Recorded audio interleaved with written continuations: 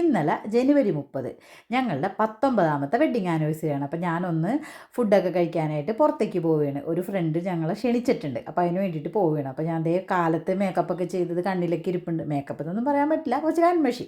അപ്പോൾ അതേ ഞാൻ ഡ്രസ്സൊക്കെ മാറി, ഇനി മേക്കപ്പൊക്കെ ചെയ്യണമെന്നൊന്നും കാണിക്കേണ്ട ആവശ്യമില്ല, ചെറിയൊരു മേക്കപ്പാണ്. അപ്പോൾ നമ്മളൊന്ന് ഹെയർ ഒന്ന് ഭംഗിയാക്കി കെട്ടണ്ട്. ഒരു പോണിറ്റെയിൽ കെട്ടിയാൽ മാത്രമേ നല്ല ഭംഗി ഉണ്ടാവുള്ളൂ. അപ്പോൾ പോണിറ്റെയിൽ കെട്ടാൻ വേണ്ടിയിട്ട് ആദ്യം കുറച്ചെടുത്ത് ഇതേപോലെ കെട്ടി വെച്ചതിന് ശേഷം ബാക്കിലൊരു പോണിറ്റെയിൽ കെട്ടിയതിന് ശേഷം ഇതേപോലൊരു ക്ലിപ്പ് ഇങ്ങനെ വെച്ചിട്ട് കുറച്ച് ഭാഗം ഇങ്ങനെ ഒന്ന് പുറത്തേക്ക് ഒന്നിങ്ങനെ പൊന്തി നിൽക്കാൻ വേണ്ടിയിട്ടാണ് ചെയ്യണത്. അപ്പോൾ മുടിയൊക്കെ കുറവുള്ള ആൾക്കാർക്ക് ഇങ്ങനെ കെട്ടിയാൽ നല്ല ഭംഗി ഉണ്ടാവും കാണാൻ വേണ്ടിയിട്ട്.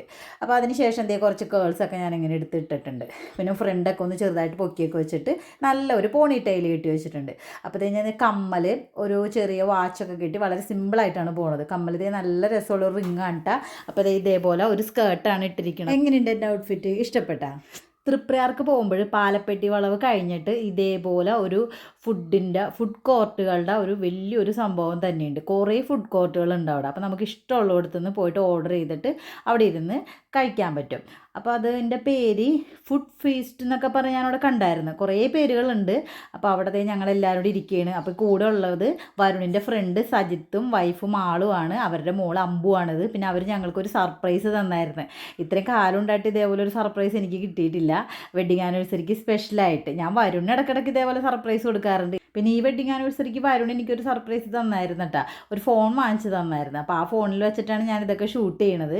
അപ്പോൾ അതേ അവിടുത്തെ അമ്പൂനും നമ്മുടെ കൊച്ചൂസിനൊക്കെ ഞങ്ങൾ കേക്കൊക്കെ മുറിച്ച് ചെറിയ രീതിയിലൊന്ന് സെലിബ്രേറ്റ് ചെയ്ത്. വേറെ ആരും ഒന്നും ക്ഷണിച്ചില്ല. അച്ചു പോലും ഉണ്ടായിരുന്നില്ല, അച്ചുവിന് എക്സാം ആയതുകൊണ്ട്.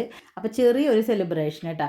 ഇവരുടെ ഇരുന്ന് പരിപാടി മുഴുവനും ഞങ്ങളെ ശരിക്കും സർപ്രൈസ് ചെയ്യിപ്പിച്ച് ഇവർ നമുക്ക് ഫുഡ് കഴിക്കാൻ പോകാമെന്ന് മാത്രമേ പറഞ്ഞോളൂ. അവിടെ ചെന്നപ്പോഴാണ് ഇതൊക്കെ കണ്ടത്. അപ്പോൾ ഞങ്ങൾ സ്റ്റാർട്ടറായിട്ട് ഒരു സൂപ്പും ഒരു മോമോസും പറഞ്ഞിട്ടുണ്ടായിരുന്നു. ഭയങ്കര എരിവായിരുന്നു കേട്ടോ, പക്ഷേ നല്ല ടേസ്റ്റി ആയിരുന്നു അതിൻ്റെ സോസിനൊക്കെ. പിന്നെ ഒരു ചിക്കൻ കൊണ്ടാട്ടം, നൂൽ പൊറോട്ടയാണ് പറഞ്ഞത്. പക്ഷേ നൂൽ പൊറോട്ട അവിടെ വേഗം തീരുന്നാണ് പറയുന്നത്. പിന്നെ നമ്മുടെ സാധാ പൊറോട്ട വെച്ച് അഡ്ജസ്റ്റ് ചെയ്ത് അത് പിന്നെ എവിടെ ചെന്നാലും നമുക്ക് കിട്ടുമല്ലോ.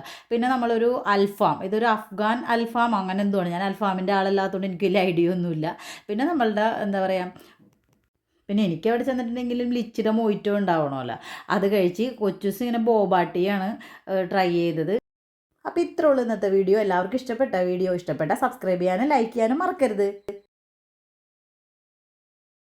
ഫുഡ് കഴിച്ച സ്ഥലം കിടക്കണുണ്ടില്ലേ, ശരിക്കും ഒരു യുദ്ധക്കളം പോലെ ഉണ്ടല്ലേ. ബോബാട്ടിയുടെ തണുപ്പൊക്കെ അറിയതിന് ശേഷം ആൾ ഇരുന്ന് കഴിക്കുകയാണ്. ഇതേപോലെ വീഡിയോസായിട്ട് ഞാൻ ഇനിയും വരുന്നതായിരിക്കും. It's mine by Shalimar.